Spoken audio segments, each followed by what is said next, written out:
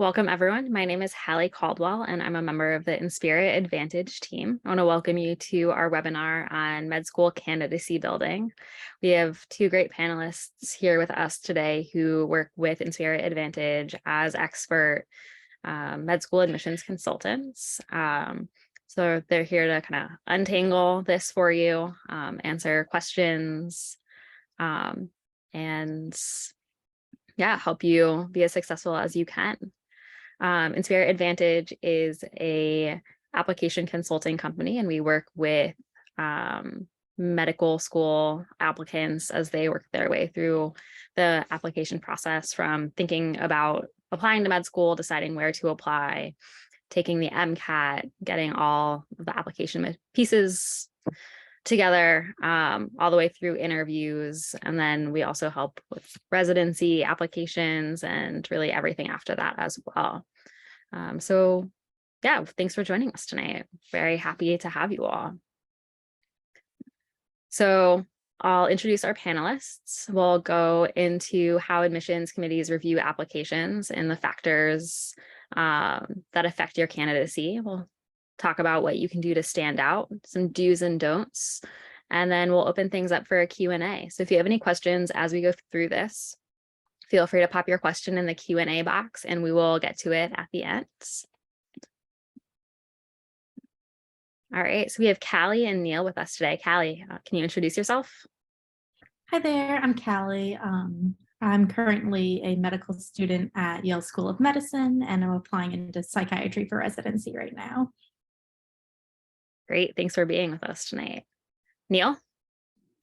Hey guys, I'm Neil. I've been with Inspira for a little while now. I went to the University of Michigan for med school. I was an admissions counselor there, so definitely have some experience with med school candidacy.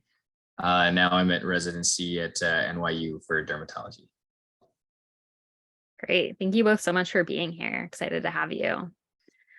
So we'll dive right in and talk about how admissions committees review applications. Callie, you want to dive in? Sure. So what admissions committees are looking for? So when reviewing med school applications, admissions officers look for students who can show their ability to manage challenging coursework, a strong foundational knowledge of scientific concepts, and a character to properly communicate and work with people. They also look for students who have exceptional initiative when it comes to leadership, creativity, research, community service, and other such things. Med schools are also looking for certainty in candidates. You have to communicate that being a physician is really what you want to do with your life, and that's been reflected in your extracurricular activities. And it's also important that each medical school looks for different attributes in its students.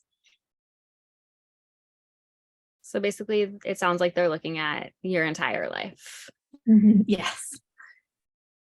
Yeah, like the content of your entire life, and then how you craft that together into a cohesive narrative about who you are. Great. Neil, anything else to add here? Yeah, I totally agree with that. And I think if I were to say one of these that's becoming more prominent or more important, it's probably point 3 that's sort of separating itself from the pack.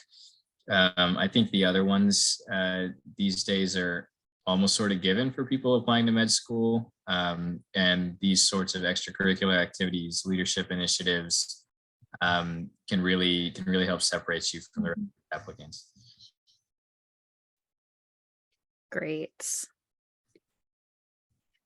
So let's talk a little bit more about the screening process.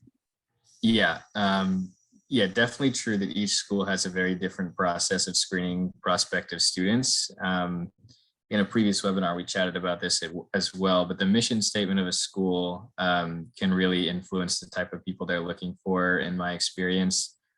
They're trying to create well-rounded classes, and their process of screening may be entirely different. That's true for residencies as well, by the way.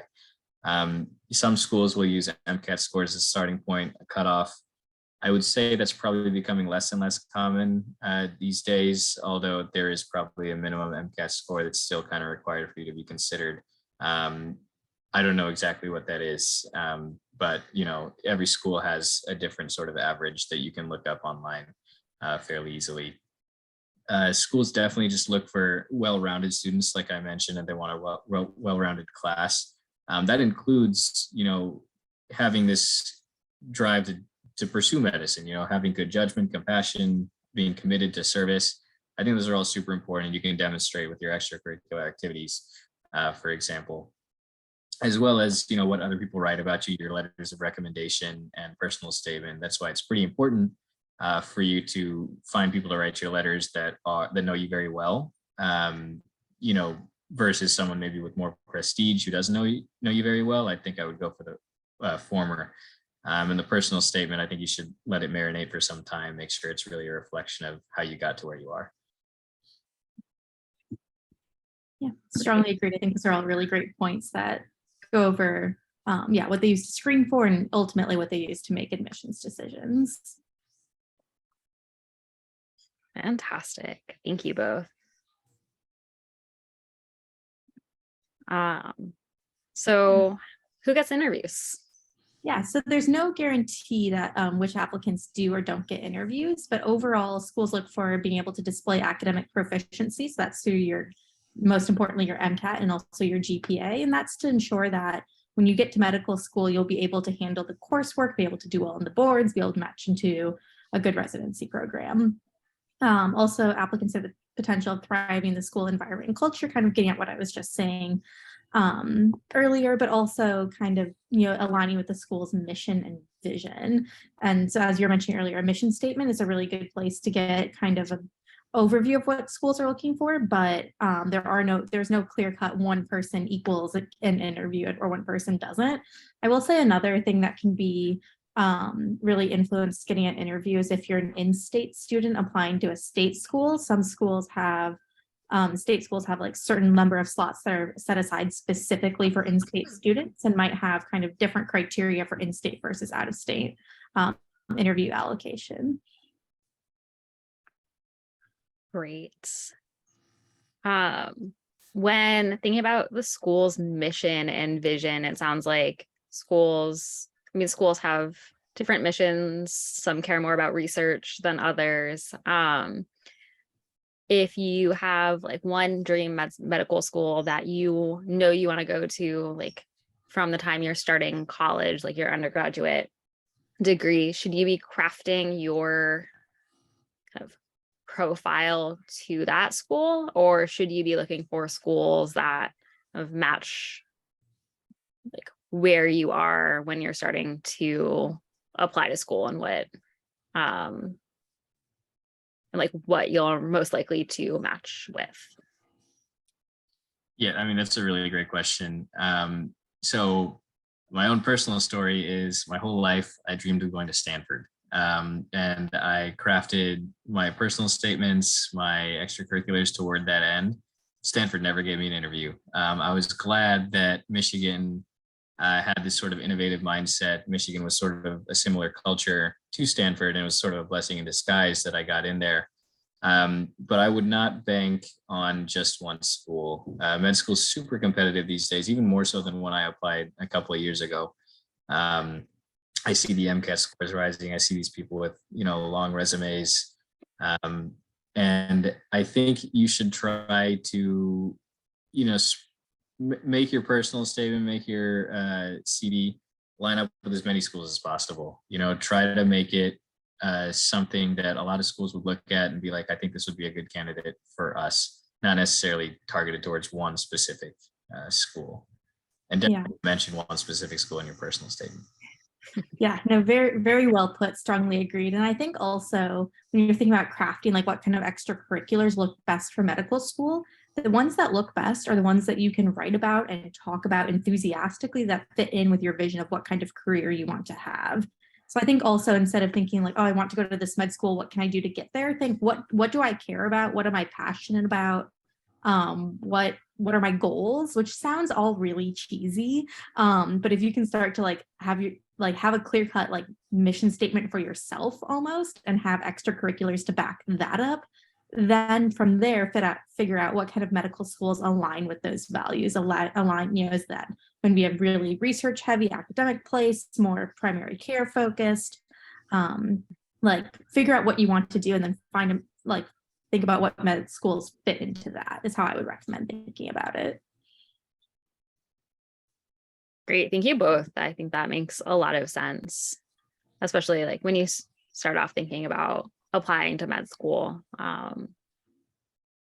knowing that you can follow your passions within that is great. So let's talk about some factors that can affect your candidacy. And we'll start with pre-application factors.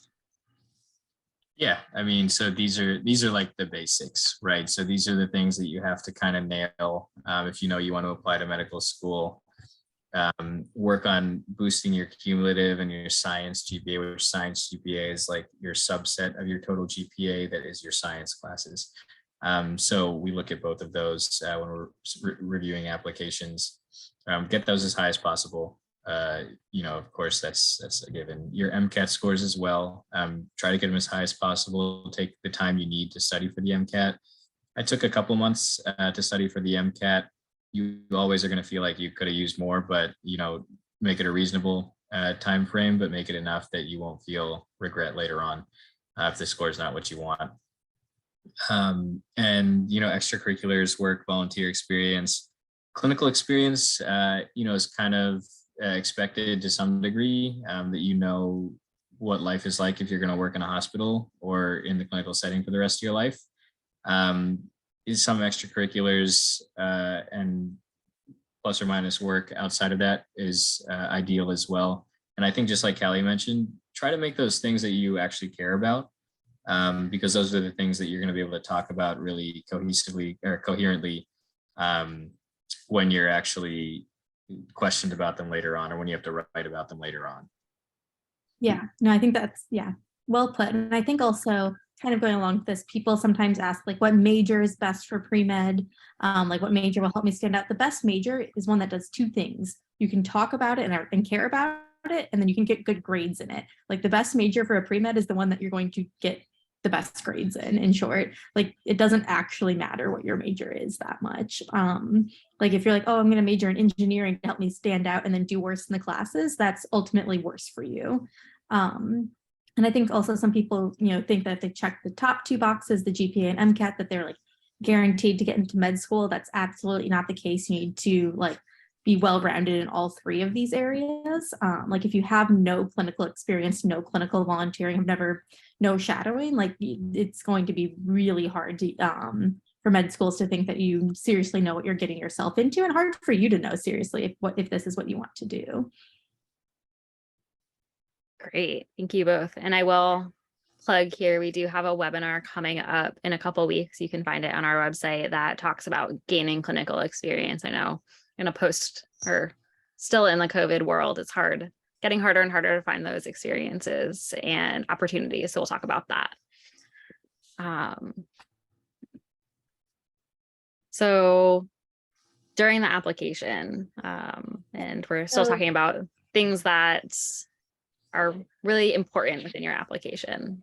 Yes. So one important thing is your medical school list. This really matters a lot. Not only applying to enough med schools to give you a good choice, but really tailoring those medical schools to be ones that you have a good shot or a better shot comparatively of getting into. So that's, again, does your mission, like personal mission, align with their mission? Like if you're applying to a really research heavy school and don't have any research, that's, it might be better for you to tailor to other schools.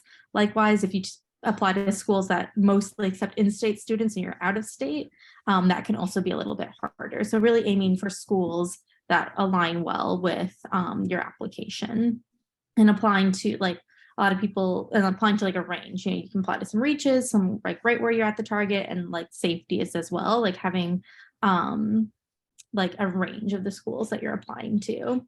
Also work and activities. There's this whole section that you fill out on the application, which is like all of the things that you have done outside of your classes. And it's really important to have like substantive things to fill that with and be able to write well. That's something that when you people sometimes worry like, oh, this perfect candidate didn't get into med school. More often than not, it's because they struggle with either writing and or interviewing. And those are things that to take very seriously, like how to write well and like craft this narrative. And that really goes into the personal statement. like it needs to stand out and needs to like show that you know what you want out of being a physician and that you have the experiences to back that up. And like, or like, and be like thoughtful and just like have your own story and be your own person. I feel like these are all sounding so cheesy, but that is legitimately what the personal statement is about, is like a statement about yourself as a person. So like, yeah, being able to, yeah, tell your own story. Yeah, I mean, the personal statement, I totally agree. It's really your chance to stand out. When I was reading applications, I think the personal statement and maybe some of the experiences, the descriptions are the things that really stuck out to me the most. I don't remember a single applicant's MCAT score or their GPA. I think it's really the other stuff that kind of sticks in your mind when you remember when you are interviewing the candidates or when you're reviewing them later on. Mm-hmm. Yeah. Gonna help you get selected, at the end of the day. Yeah, I strongly agree. Like I barely glanced at GPAs or MCAT scores with like when I interviewed people, like I'm assuming like if they already got an interview, they're strong enough academically. At that point, it's all about like the story, and like the personal statement is the most important part of that piece. That's all great information. Can you clarify a little bit where the personal statement comes into the application process, or maybe the order things are looked at? It sounds like GPA, MCAT score kind of get you in the door. And then is it like work and activities in the personal statement are looked at before interviews are offered, or like what is that order? And I'm sure it differs based on the school as well, but I guess from what you both have seen. Yeah, so back in the day, the like idea was that there's a hypothetical envelope that on the outside of your envelope has your GPA and MCAT, and then on the inside of the envelope has everything else. And you need to have a good enough GPA and MCAT for them to open the envelope to see everything else. That's kind of becoming more outdated every year.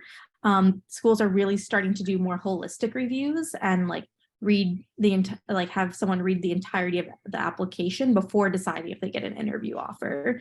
And so these things kind of come up in the screen, decide who gets interviews, in the review of like the people who are interviewing you and deciding whether or not you move on from that stage, and like if you get, and then the final stage of like, do you get accepted or waitlisted or rejected? Like at all these stages, all parts of your application come up. Great. Thank you. All right. So what can you do to stand out as an applicant, and how can you start preparing for that even before you're starting to fill out applications? Yeah, so definitely just start thinking about it early. Like I would recommend, I didn't know necessarily I wanted to do medical school when I entered undergrad. I majored in computer science and minored in philosophy, but I had an inkling I might want to do med school. So I started kind of working towards it. I knew I'd need a high GPA. I knew I'd need some extracurriculars that were specific to medicine, most likely. So I started working on those things. And I think along the GPA front, you should aim for high GPA, high MCAT score. Make sure you're scheduling classes that might help boost that in your first 3 years if you're applying straight out, or if you're planning on taking a gap year. Kind of, make sure you're taking the classes that'll help boost your GPA before you graduate. As far as the MCAT, again, just make sure you have time to study, plan for it. If you even think you might be applying to medical school. And again, the score is tough to say. It's like kind of a moving target depending on what school you're applying to, or what sort of, I hate to say it's, but like tier of schools you're applying to. If you see a school you're interested in, for example, and you see they have a median GPA, that certainly means that some people are lower, some people are higher. If I were you, I would shoot on the higher side just to be safe. Medical students tend to be risk averse anyway, so I don't think I have to tell you guys that. And, same deal with the MCAT score.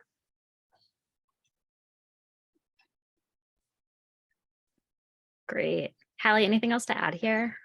No, I think that's it. I think that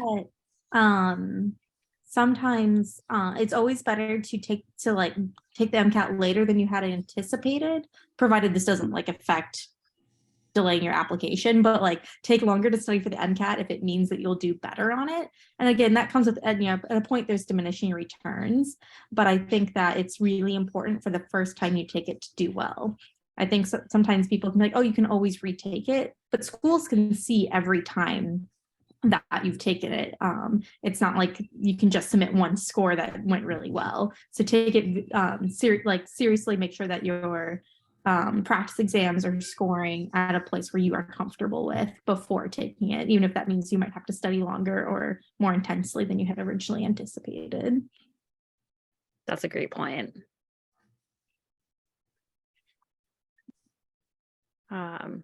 So we'll talk a little bit more about scoring well on the MCAT. Yeah. So to start off with, this is different for everyone. If you're if you're in undergrad and, you know, just finished some of these classes yesterday, then, you know, they might be a little bit more fresh in your mind. If you're non-traditional and it's been a while, you might feel a little bit rusty. But regardless, find your baseline MCAT score to kind of get a sense of where you're starting with and like comparing that to where you're trying to end up. Gather the right resources. There are a lot of different resources to study for the MCAT, more than when either of us took it. They keep coming out with more of them. And so you want to be able to use multiple resources, but not try to use every resource that's out there because you're going to spread yourself too thin. Find some that work for some, like, you know, learning, like reviewing the content, the question banks, like flashcards, like this, a combination of different things for each of these that pieces together everything you need to know for the MCAT. Creating a sustainable study plan.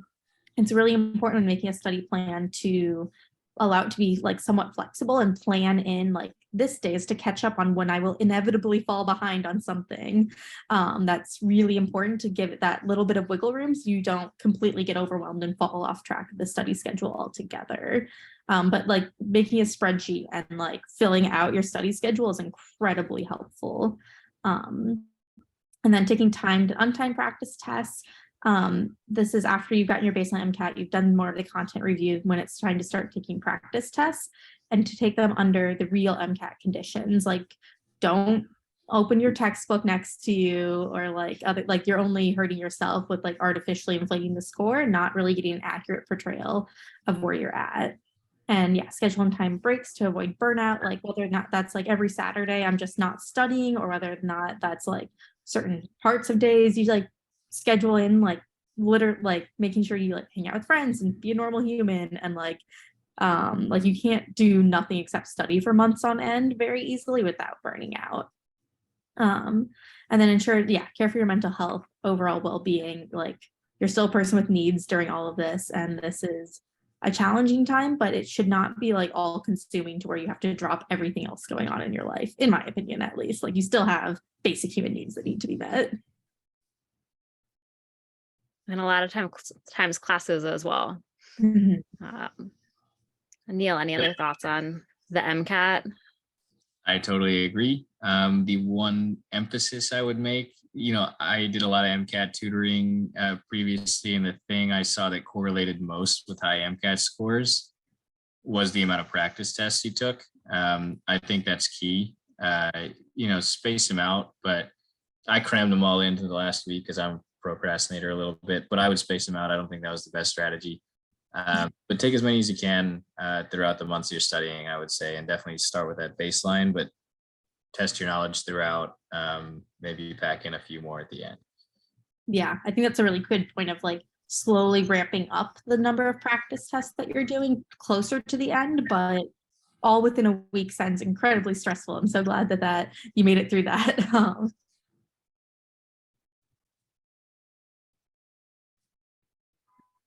All right, let's move on to extracurriculars. Yep. So extracurriculars, I think the real take-home point here is going to be that you should be doing extracurriculars that you care about.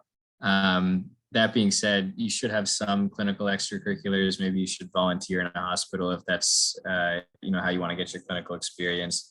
If you were an EMT or something, maybe that'll work. But some way to show that you've dealt with patients, what being in the medical field is like. but extracurriculars otherwise can be literally anything. I mean, if you're interested in computer science, like I was, join a computer science club. If you're interested in social justice, join a social justice club. Whatever it may be, you should try to show initiative within that club and sort of take on some leadership roles. Show that you are, a leader. You can guide other people. You can kind of make a difference in whatever organization you're a part of. Usually something that is demonstrating service to your community is ideal as well. And it's super important that you know how to write about these roles. I start thinking about it like a couple of months in advance of when you start filling out your application, just how you're gonna write about it, because it might change and you might think of other things to include in those short descriptions. Like both in medical school and residency, I put a lot of work in my little short descriptions for the curriculars I did. And it was one of the compliments I kept on receiving is, you really put work into this. We can tell. It makes us feel like we read another personal statement, which is great. I mean, it gives them more information about you. They can ask you about real things in the interview. You should, structure those by saying like what you did, what you learned from it, and, how that makes you a good medical school candidate, for example. Yeah, that's really excellent advice. And I'd say even like it's not too early to start keeping like a journal or like something in your notes app or wherever, like writing about the experiences that you're doing, both to like that way you remember that you did these things, but also that way you can remember specifics. And especially when it comes to patient interactions, it can be really hard, thinking back over the past all of undergrad, what patient stories stood out to you. But if you keep kind of a journal of these throughout, obviously don't put protected health information in these, but like keeping a journal of times that were really memorable and really pivotal for you, that can be incredibly helpful to reflect on afterwards. That's a great idea. And we have a whole webinar in extracurriculars where we dive into this more, but maybe we can touch a little bit on the importance of the number of extracurriculars that you are participating in. And is it quantity over quality or quality over quantity with regards to that? Yeah, I think there's probably an answer that we all want to say, which is quality over quantity. I think part of the unfortunate truth of reviewing applications is we have a ton to read and people can count a lot faster than they can read. That being said, there is room to list out like 3, I believe it is, of your most impactful extracurriculars or experiences. And that's where I think the quality really comes through. You have like expanded space to write about these. And you can really show off, how you progressed in this organization or extracurricular, what you did to show initiative there. And, having a bunch of them never hurts, but you should be able to write at least pretty extensively about a few of them, I would say. Yeah, I agree. And I think that a similar thing with hours, that like at the end of the day, you need to have a good number of hours of clinical experience, whether if you're in research, number of hours of research, those matter. But I think that they matter, like, given that you have like a certain threshold, there's diminishing returns to just getting more and more hours. What matters more is like, can you write about this well? That being said, if you have like 5 hours of clinical experience, no matter how well you write, that's not going to be enough. Great, thank you. All right, so we'll talk a little bit more about some ideas on extracurriculars and activities that might put you in a good position going into the application. So clinical volunteer work, this is a really great time to like understand what medicine is like, what it's like to work within it, and also showing that you're giving back to communities all at the same time. One of the biggest things that was in my med school application that also has been a big part of has come up in a lot of residency interviews as well, was my time as a patient advocate at a feminist healthcare clinic. That really is like shaped the way I view what medicine could and should be in my like mission statement, as I was mentioning earlier. So like it does like make sure it's like clinical volunteering work is something that ideally you get direct patient interface with. Yes, we need people to volunteer like stocking shelves, but that's not going to give you a whole lot to parse that's like super meaningful. Research, this matters a lot more for research heavy schools than it does for schools that might be more focused on other things, but research definitely does not hurt regardless. Like I highly recommend like clinical volunteer work is pretty necessary. Research is like next to necessary and is like essential for schools that really value research. Tutoring, that in my opinion, I was a chemistry tutor and I was like, I'm getting paid to keep like chemistry fresh in my mind for the MCAT. I'm getting paid to study for the MCAT. So that, but that also more importantly shows that you can teach, you can mentor, you can work well with others. Passion projects or hobbies, that's something that I didn't realize until probably too late, is that your hobbies matter. Like what you do for fun matters, and you can have a lot of fun with that, like actually delving into what like makes you happy and what makes you stand out. Shadowing, try to shadow like in a few different specialties. That doesn't have to be, no one's going to hold you that you have to go into the specialty that you shadow in. But like trying to shadowing longitudinally, if possible, is really nice to be able to establish more of a relationship with the physician that you're shadowing, maybe even like start to establish like seeing some of the same patients over and over again is like really ideal if that's something that you can make happen. School clubs and organizations, especially if you have leadership roles in these, are really good ways to show that you can work well on teams, not help navigate like situations that come up.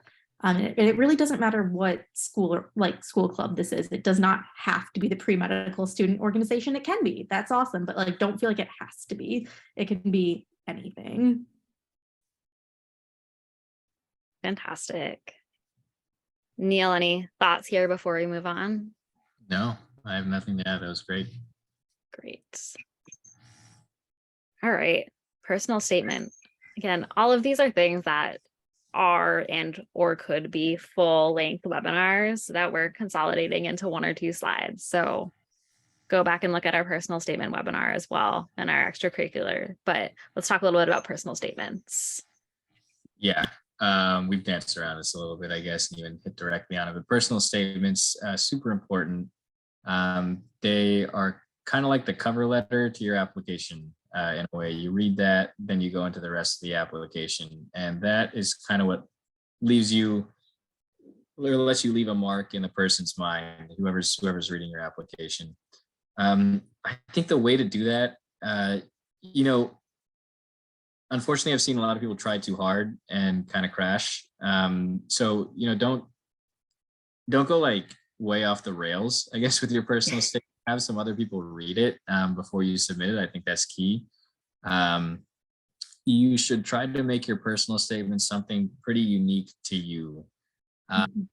For me, for example, I was very into innovation, technology, that sort of thing. That sort of was reflected in my extracurricular activities in my major. So I sort of crafted my desire to do medicine into that narrative in a way. And I think that probably made me stick out in a couple of people's minds, because I don't think that's what a lot of people were writing about. But everyone's is going to be completely different, depending on what experiences brought you to where you are writing that application. Despite what narrative you decide to craft, there are a few key themes you should probably hit on.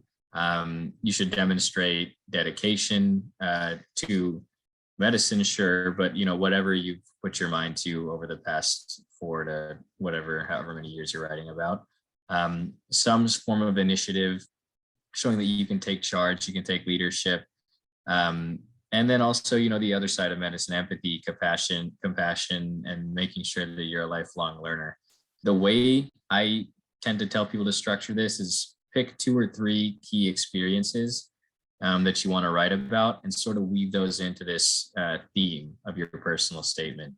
Let it marinate for a long time. You can start like in January, you may scrap it completely in March, and that's fine, because you still have a couple of months to write your personal statement. So I would say start early, let the ideas kind of flow. You can have a couple of drafts going and see what works best when other people read it. Yeah, very well put. I think that a couple good like rules of thumb, kind of highlighting what you said, is that if there's a sentence in your in your personal statement that could have been written by someone else, get rid of it.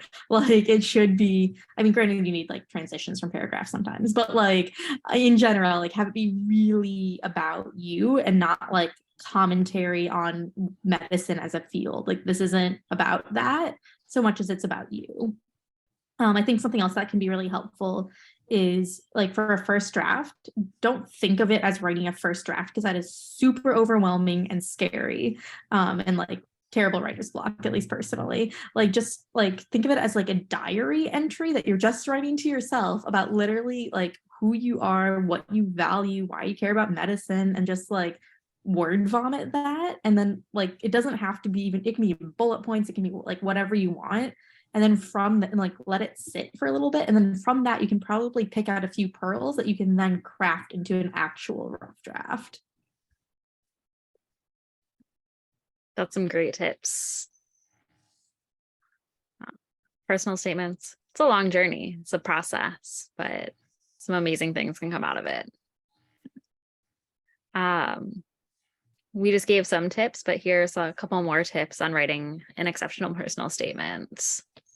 Yeah, so meaningful topic, like that theme that you kind of weave throughout really goes a long ways, and having like a rough outline of what you want to accomplish, multiple drafts of your statement. Like this is not something you can write the week before. Like this takes time to like write, let it sit, start over, have someone else read it, have a lot of people read it, have as many people as you trust and know read it, to really make sure that it's like clear, concise, follows formatting rules. This is not the time to like write a creative poem. Like as much as you want it to be unique and stand out, there is like, it needs to be easily readable. People, when you read personal statements, you're reading a lot of personal statements and you want it to like flow easily. This isn't a time to like make them like guess between the lines, and like it should flow clearly, but yet like with balance, being unique and about yourself.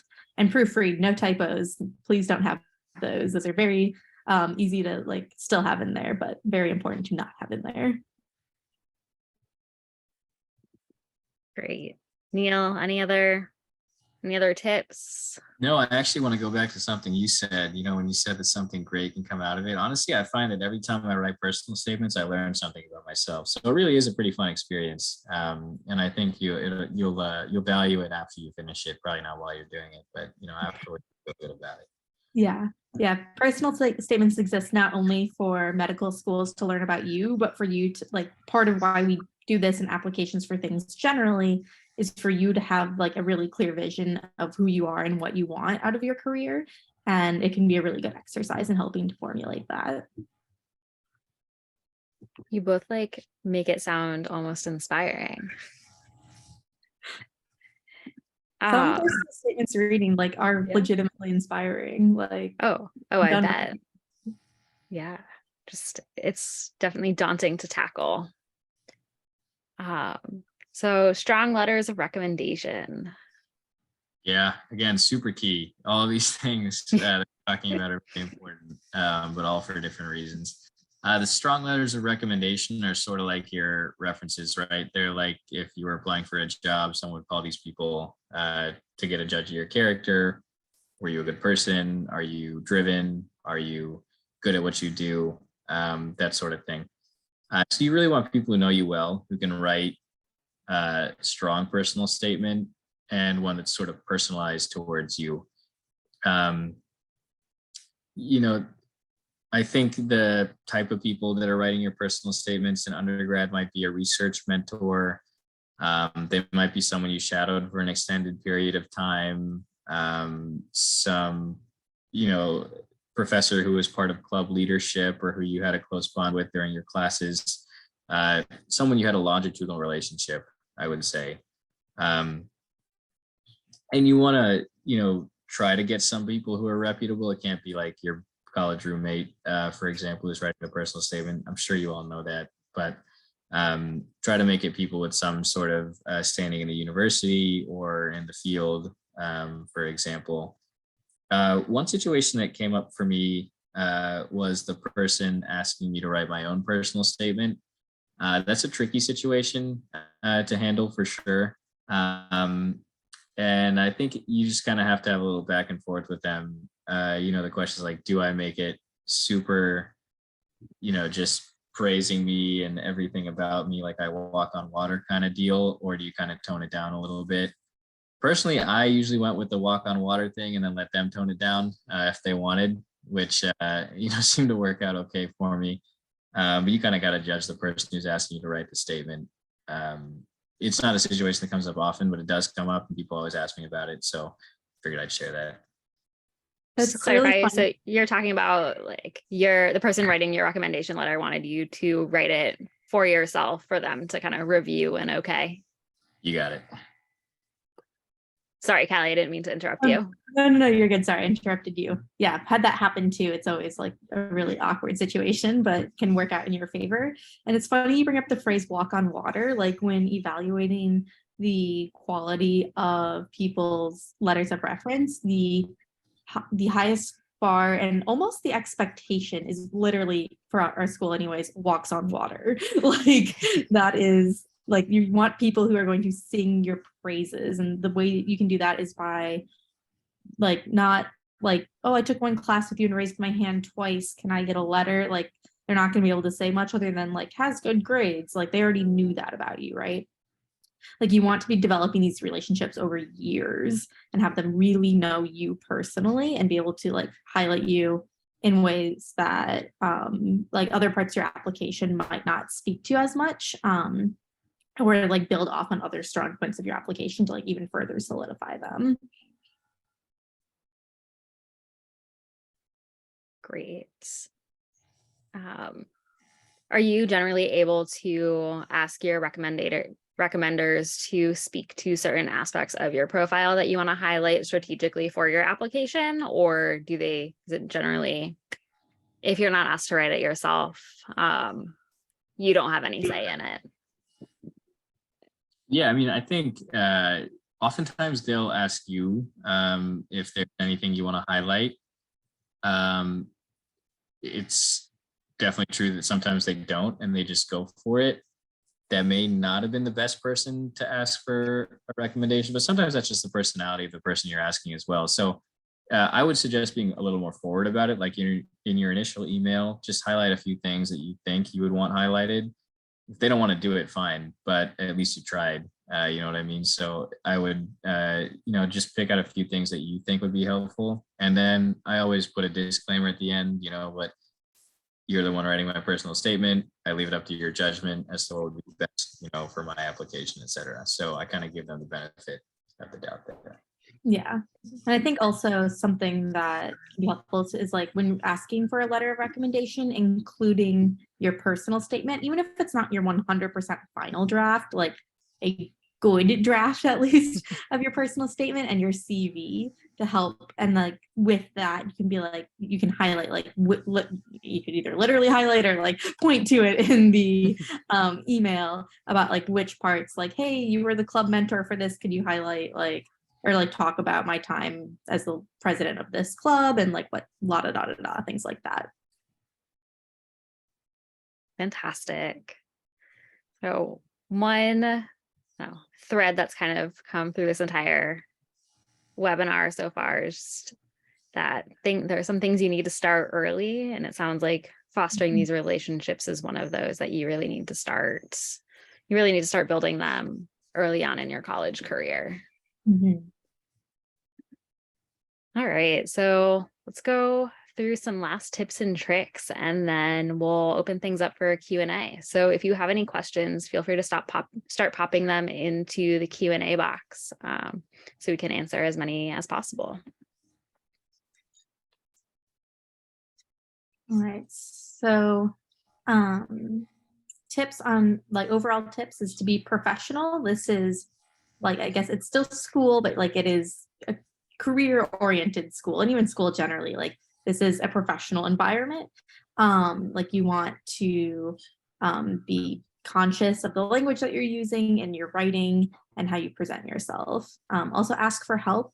There obviously, we have advisors and consultants here happy to answer your questions, but also like your pre-med advisor at your school can be of help. People you know who've gone through the process recently can be of help. Like it's good to get a lot of opinions throughout of people, especially people who know you well and can tailor answers to your application specifically.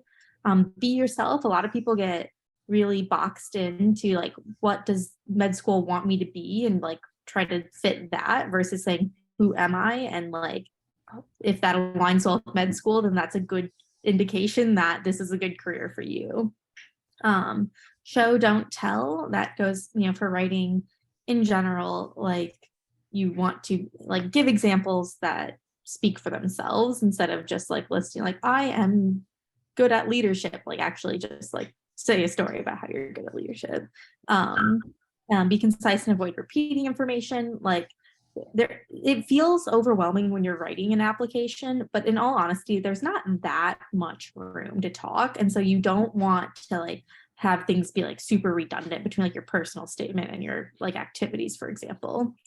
Include only relevant experience. I'm sure there are probably like random hobbies that like aren't that exciting for medicine, or like things from high school. This is not the time to talk about high school stuff at all, like college and beyond. Pay attention to detail and proofread. I think that's relatively self-explanatory, and be confident. Like, this is a time for you to really like be proud of all of the work that you've done to go into like over the past years that's gone into this, and like, yeah, be proud of yourself. All right, so let's open things up for a Q&A now. And yeah, so while we wait for some questions to come in, both Neil and Callie, do you have anything that you wish that you did earlier to prepare for your med school applications that you would recommend folks listening would do, or your clients do? Yeah, I mean, the one that I think I struggle with the most is making connections early, like with potential letter writers.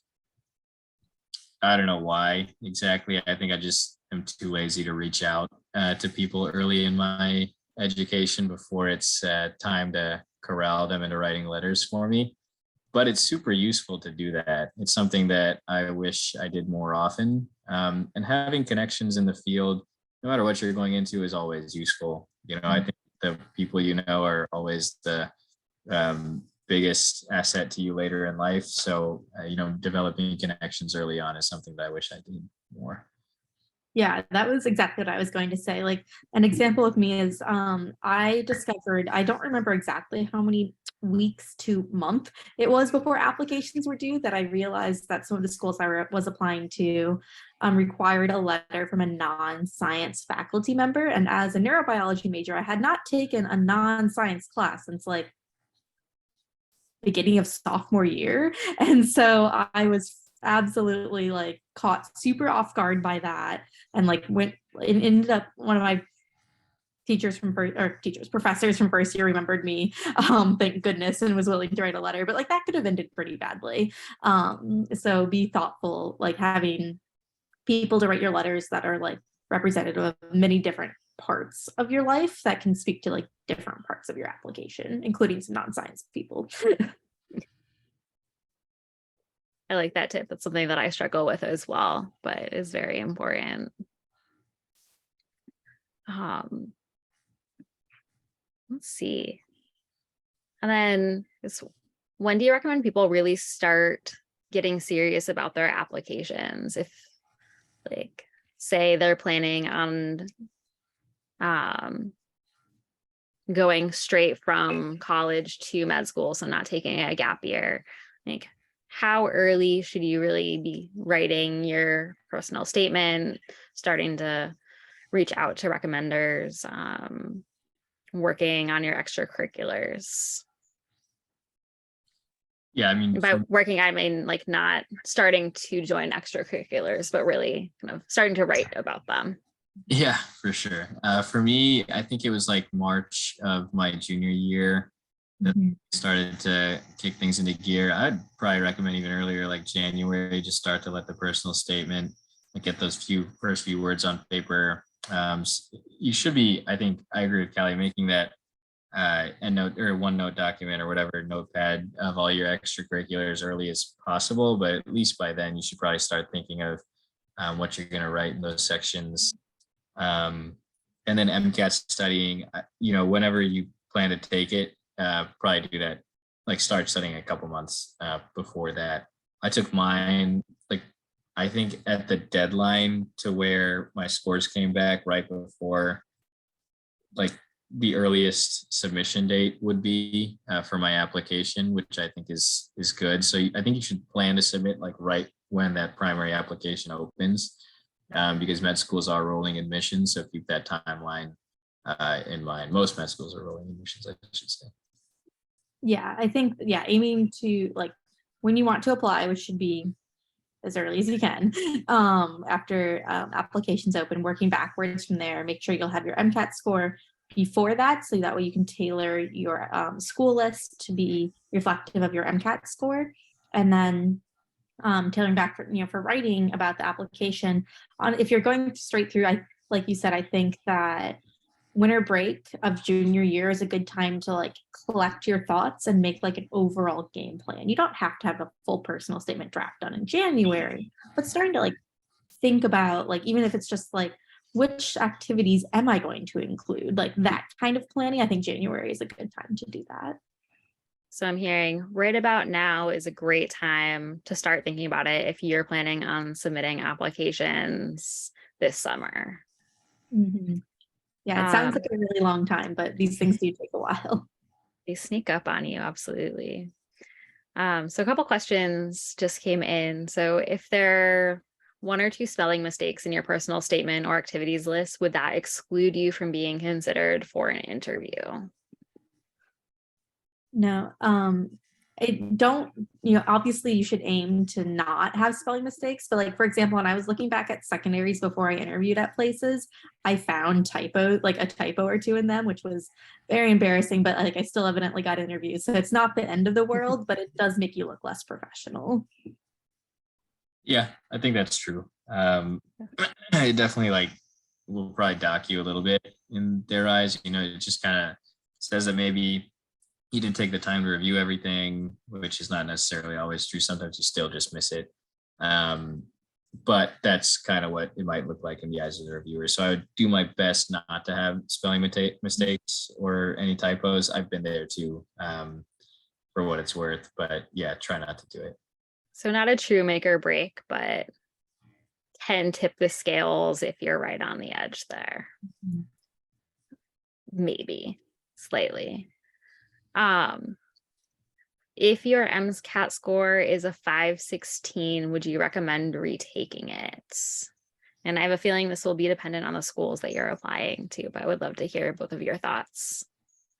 Exactly what I was going to say. I mean, it depends on what schools you're really gunning for. I think some of these like super top tier schools now probably have median MCAT scores like the 520s, I would guess. A 516 is pretty good. I mean, I think that's probably somewhere around like 85th, 80th percentile now, I would guess. Which puts you in a pretty good category. It's like, it's not going to disqualify you from any med schools. I'd put it that way. So, I probably wouldn't take, if I were you, I wouldn't take the time to retake it. I think that's a pretty good score. And I would just focus on making the rest of your application as strong as possible.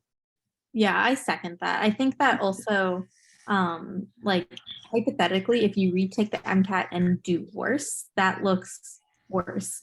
And so like, if you like, it'd be identifying like why you didn't score as highly as you thought you would have, and if there are things you can do to change that, which usually if you're taking the MCAT, that's like you're giving it your all, like you studied as hard as you could. So sometimes it can be hard to guarantee that you would improve your score. And if you don't drastically improve your score, that in fact hurts your application. So there is a risk with retaking it. And I think with 516 specifically, like that doesn't close the door on any school as long as you have a solid GPA. and a really well-rounded application. It definitely doesn't like stand out at super top schools. It'd be on the lower end, but it's not impossible. Great, thank you both. What is the latest time you can take the MCAT and still have it ready for your application as soon as it opens? So if it opens to submit on May 12th, would the latest you want to take it be April 12th? I think that's assuming there's like a 30-day, you're getting your score back within 30 days, which I think is around average. Yeah, I think they have like, at least maybe, I think when I took the MCAT, they had like dedicated days when scores would drop. So you can Yeah. kind of look in advance